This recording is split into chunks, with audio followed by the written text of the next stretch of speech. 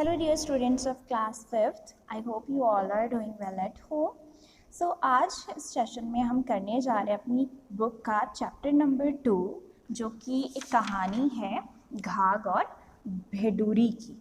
ठीक है, तो इस कहानी में हम पढ़ेंगे कि किस प्रकार पहले के ज़माने में जो पंडित महापंडित हुआ करते थे वो प्रकृति के हाव भाव को देखकर, यानी कि वो आसमान को, पशु पक्षियों के हाव भाव बिहेवियर को देखकर ही बता देते थे कि बारिश होगी या नहीं, या फिर कब होगी। तो आइए अब हम कहानी को शुरुआत से पढ़ते हैं। कई वर्षों पहले घाघ नाम का एक ज्योतिष थे। वो पोथी पत्री वाले ज्योतिष नहीं, भविष्यवाणी करने वाले नहीं, वो ज्योतिष थे जो प्रकृति के हाव भाव को देखकर, चाल ढाल को देखकर बता देते थे कि बारिश कब होगी। ठीक है, तो वो बहुत ही विद्यावान थे, विद्वान थे। ठीक है, लेकिन उनके राज्य में उनके कोई अधिक मान सम्मान नहीं था, तो इसीलिए उन्होंने दुखी मन से अपनी जन्मभूमि को छोड़कर किसी और नगरी में चले जाने का फैसला किया। तो वो राजा भोज की नगरी में पहुंचे, जहां उन्होंने राजा भोज ने घाघ का स्वागत किया। ठीक है, और उन्हें राज ज्योतिष का पद भी दिया। उसके उपरांत राजा भोज के दरबार में और भी बहुत सारे ज्योतिष थे। ठीक है, जब उन्होंने देखा कि किसी बाहर के व्यक्ति को राजा ने इतना मान सम्मान दे दिया, उसे राज ज्योतिष का पद भी दे दिया, तो वो बहुत सारी ईर्ष्या करने लग गए घाघ से। ठीक है, उसके बाद एक बार की बात है, उसी राज्य में, राजा भोज के राज्य में 2 साल तक लगातार बारिश नहीं हुई, जिसके कारण अकाल पड़ने की संभावना होने लग गई। तो राजा बहुत चिंतित हो गया। तो उसने अपने सभी ज्योतिषियों को अपनी अपनी पोथी पत्री देखकर बोलने को कहा कि आप सब लोग बताइए कि वर्षा होगी या नहीं होगी और कब होगी। ठीक है, तो सभी ने अपनी पोथी पत्री विचारी और सब ये इस निर्णय पर पहुंचे कि उन्होंने राजा को बताया कि राजन, इस वर्ष तो वर्षा का कोई योग नहीं है, मतलब इस साल कोई बारिश नहीं होगी। तो राजा बहुत बहुत चिंतित हो गए। तो परेशान होकर उन्होंने घाघ की ओर देखा। उन्होंने घाघ से पूछा कि तुम बताओ अपने अनुमान से कि वर्षा होगी या नहीं होगी। तो घाघ ने अपना पूरा आसमान को देखकर, प्रकृति को देखकर पूरा अपना अनुमान लगाया और वह ये निर्णय पर पहुंचा कि बारिश होगी। लेकिन जब उसने देखा कि सभी ज्योतिषी महापंडित ये बोल रहे हैं कि बारिश नहीं होगी, तो उसने फिर सोचा कि मैं थोड़ा हिसाब लगाकर ही राजा को बताऊंगा कि बारिश होगी या नहीं होगी, ऐसे ही अचानक से नहीं बता दूंगा। तो उसने राजा से 1 दिन की मोहलत मांगी कि मैं आपको 1 दिन में ही सब कुछ बता दूंगा कि बारिश होगी या नहीं होगी। तब जो घाघ थे वो फिर जंगल में चले गए। घूमते घूमते उन्हें गधा दिखाई दिया, उसके कान नीचे लटके हुए थे और ये वर्षा का सूचक था। मतलब अगर कोई गधे के कान नीचे को लटकते हैं तो इसका मतलब है कि बारिश होगी। तो फिर वो कुछ सोचते हुए आगे बढ़े। आगे वहाँ उन्होंने चींटियाँ देखी। ठीक है, बहुत बड़ा दल चींटियों का मुंह में अन्न लेकर अपनी बाम्बी की ओर, यानी कि अपने जो सुराख जो होता है, उनका घर होता है, उसकी ओर बढ़े जा रहे थे। तो ये भी सूचक था कि बारिश होने वाली है। जब चींटियाँ अपना खाना पीना लेकर कहीं और चल दें तो इसका मतलब है कि बारिश होने वाली है। इसी प्रकार वो आगे बढ़े तो 2-4 कदम आगे बढ़ने पर उन्हें एक नाला मिला। उसको पार करते समय वहाँ पर एक लड़की और कुछ बकरियाँ थी। ठीक है, जो लड़की थी वो कुछ बकरियाँ चरा रही थी और दूसरी ओर एक बूढ़ा आदमी गाय भैंस चरा रहा था। तो अचानक लड़की चिल्लाकर बोली, बाबा, पशु को जल्दी इस पार ले आओ, बड़े जोर से पानी बरसने वाला है। तो बूढ़े बाबा ने पूछा कि तुम्हें कैसे पता कि बारिश होने वाली है? तो फिर लड़की ने बाबा से कहा कि बाबा देखो, नाले में टिटहरी ने अंडे दे रखे हैं। वे घबराई हुई अंडों को उठाकर दूसरी जगह ले जा रही है। देखो वो कितनी आवाज़ कर रही है, इससे साफ मालूम होता है कि वर्षा होने वाली है। टिटहरी को पहले ही पता चल चुका है। अब घाघ को अपने हिसाब पर तनिक भी संदेह नहीं रहा। ठीक है, अब जो घाघ ने इतने सारे उदाहरण देख लिए थे, गधे का उदाहरण, चींटी का उदाहरण, टिटहरी के अंडों का उदाहरण, ठीक है, तो सब उसने निश्चय किया कि बारिश होगी ही होगी, सारा हिसाब किताब लगाकर। तो फिर अगले दिन वो राजा के दरबार में चले गए। फिर उन्होंने राजन से कहा कि आप चिंता मत कीजिए, वर्षा शीघ्र ही होगी। फिर राजा ने कहा कि आप कैसे कह सकते हैं ये कि वर्षा होगी, आसमान में ना तो बादल है ना बिजली है, और फिर पानी कहाँ से आएगा। तो फिर घाघ ने पूरे विश्वास के साथ उत्तर दिया कि मैं कहता हूँ महाराज कि वर्षा होगी और मूसलाधार होगी। मूसलाधार यानी कि बहुत ज़्यादा वर्षा जब होती है, ठीक है। इतना कहकर घाघ अपने घर चले गए और घाघ की निगाह भी फिर आकाश पर टिकी हुई थी। सब आकाश की ओर देखने लगे कि बारिश कब होगी कब होगी, ठीक है। फिर उसके बाद तो इतने ज़ोर का पानी पड़ा कि नदी नदी ताले तलई उफनने लग गए। फिर घाघ की जो भविष्यवाणी थी वो सच निकली और सच में इतनी ज़्यादा बारिश हुई कि सब नदियाँ तालाब सब भर गए और धरती की प्यास बुझ गई। तब राजा का डर भी दूर हो गया। तो दादुर बोलने लगे, पपीहे पीयू पीयू, चिल्लाने लगे, चारों ओर आनंद की लहर दौड़ने लग गई, ठीक है।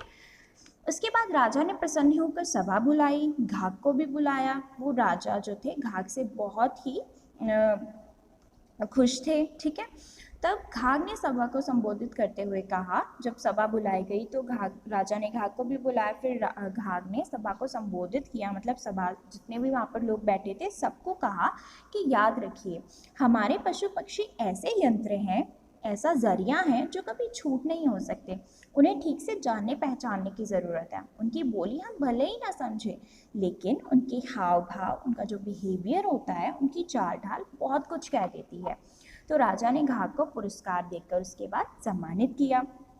फिर घाघ को जो लड़की नाले पर मिली थी उसका नाम भिडूरी था, ठीक है। जैसे कि कहानी का नाम है घाघ और भिडूरी, तो घाघ थे राज ज्योतिषी और वो जो लड़की थी जिसने टिटहरी के अंडों की बात कही थी उसका नाम था भिडूरी।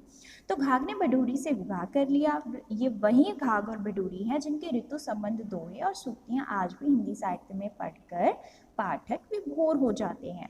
मतलब ये वही दो लोग हैं जिनकी आज भी कविताएं सूक्तियाँ पढ़ी जाती हैं हिंदी साहित्य में, ठीक है।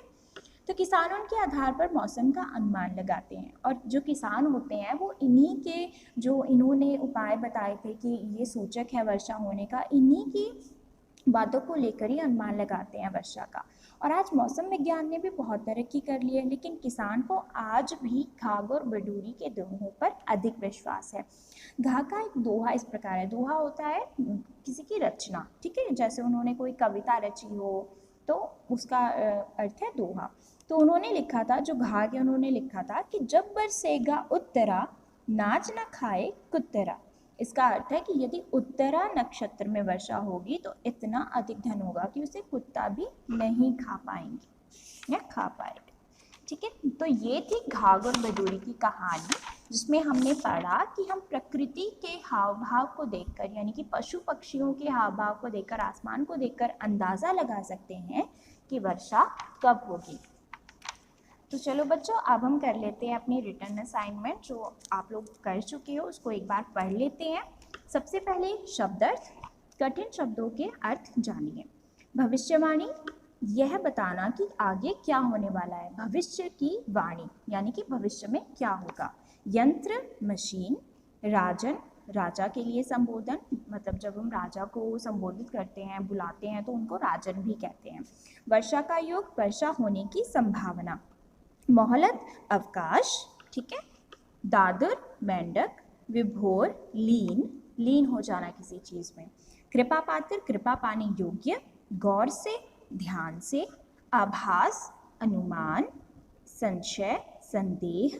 सूक्तियाँ, सुंदर वाक्य, ठीक है। जैसे कि मैंने बताया, जैसे कि कोई कविता का वाक्य हो गया, दोहे हो गए, वो होते हैं सुंदर वाक्य, जिसको पढ़कर हमारा मन विभोर, लीन हो जाता है उसकी सुंदरता में।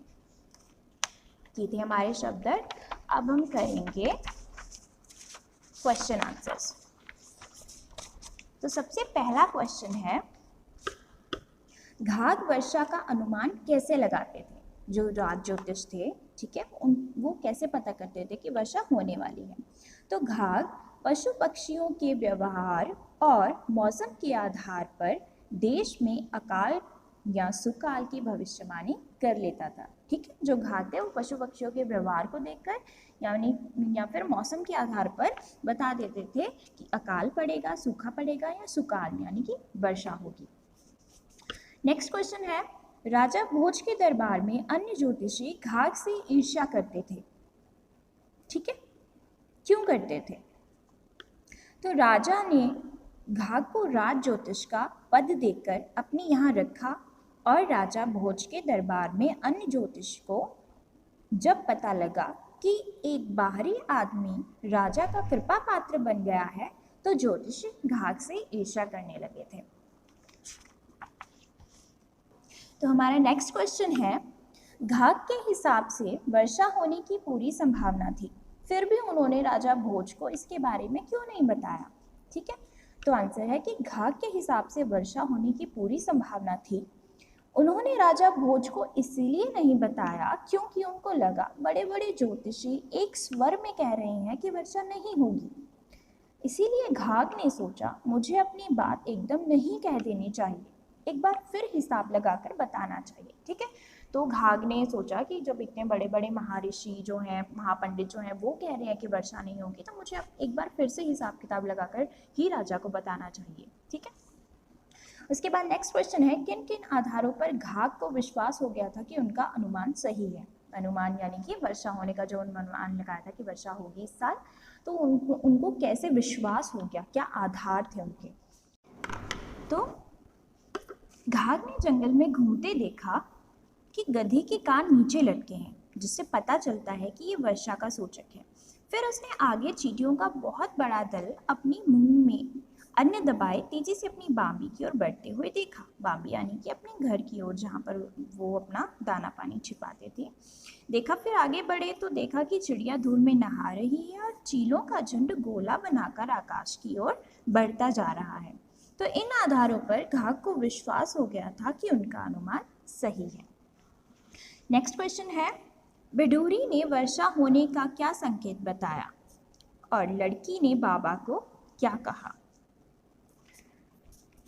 तो लड़की ने बाबा से कहा, बाबा, नाले में टिटहरी ने अंडे दिए हुए हैं और वह घबराई हुई अंडों को उठाकर दूसरी जगह ले जा रही है, जिससे मालूम होता है कि वर्षा होने का संकेत है। मतलब जब टिटहरी अपने अंडों को लेकर कहीं और जा रही थी, मतलब आपाधापी में बहुत तेज, तो इससे पता चलता है कि वर्षा होने वाली है। अब नेक्स्ट है एक्सरसाइज, वाक्य पूरे कीजिए।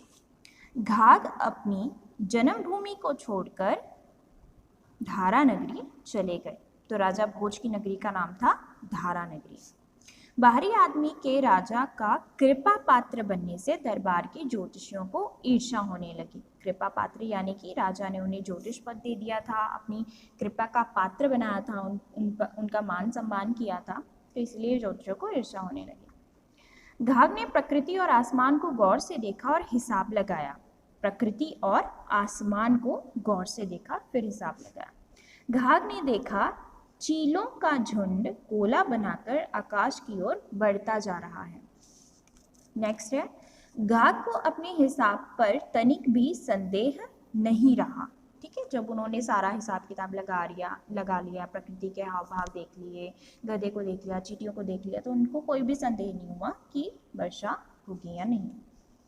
नेक्स्ट है, नीचे दिए शब्दों के विलोम शब्द लिखो। सम्मान, सम्मान का विलोम शब्द अपमान। बाहरी, बाहरी यानी कि बाहर का व्यक्ति। घरेलू यानी कि घर का। आकाश, आसमान। पाताल, धरती। अकाल यानी कि जहाँ पर अकाल पड़ जाता है, सूखा पड़ जाता है, पानी नहीं रहता। सुकाल मतलब जहाँ पर वर्षा होती रहती है, पानी की भरमार रहती है, जहाँ पर कोई सूखा नहीं पड़ता। आनंद, जब मन खुश होता है। शोक, जब मन दुखी होता है। विश्वास, जब हम किसी पर भरोसा करते हैं, विश्वास करते हैं, उसका उल्टा हो गया अविश्वास, जिस पर हमें विश्वास नहीं होता।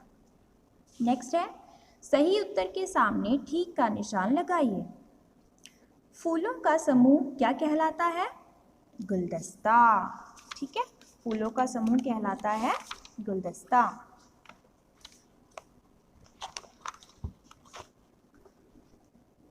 खिलाड़ियों का समूह क्या कहलाता है? यहाँ पर ऑप्शन दिए गए दल, झुंड, भीड़। तो खिलाड़ियों का समूह कहलाता है दल। लोगों का समूह कहलाता है भीड़, झुंड या दल में से भीड़। और गाय भैंसों का समूह क्या कहलाता है? दल, भीड़ या झुंड? तो जो पशुओं का समूह होता है वो कहलाता है झुंड, ठीक है। इंसानों का समूह कहलाता है भीड़, कि वहां पर बहुत भीड़ थी। नेक्स्ट है नोटों का समूह क्या कहलाता है? तो नोटों का समूह ढेर, दस्ता या गड्डी? तो नोटों का समूह कहलाता है गड्डी, नोटों की गड्डी। नेक्स्ट है अंगूरों का समूह क्या कहलाता है? तो अंगूरों, इसमें ऑप्शन दिया हुआ है गुच्छा, ढेर, गट्ठर। तो अंगूरों का गुच्छा होता है, ठीक है। अंगूरों का समूह कहलाता है गुच्छा, ठीक है बच्चों। तो ये थी हमारी exercise, question answers and word meanings, जो कि आई होप आप सब लोगों ने अच्छे से समझ लिए होंगे और अच्छे से इसको लर्न करेंगे आप। ये थी हमारी कहानी घाघ और भदोरी की। अच्छे से आप इसको लर्न कीजिएगा ताकि आपको टेस्ट में कोई भी प्रॉब्लम ना हो। अच्छे से कहानी को एक बार फिर से आप पढ़ लीजिएगा, ठीक है। ओके बच्चों, thank you and have a nice day.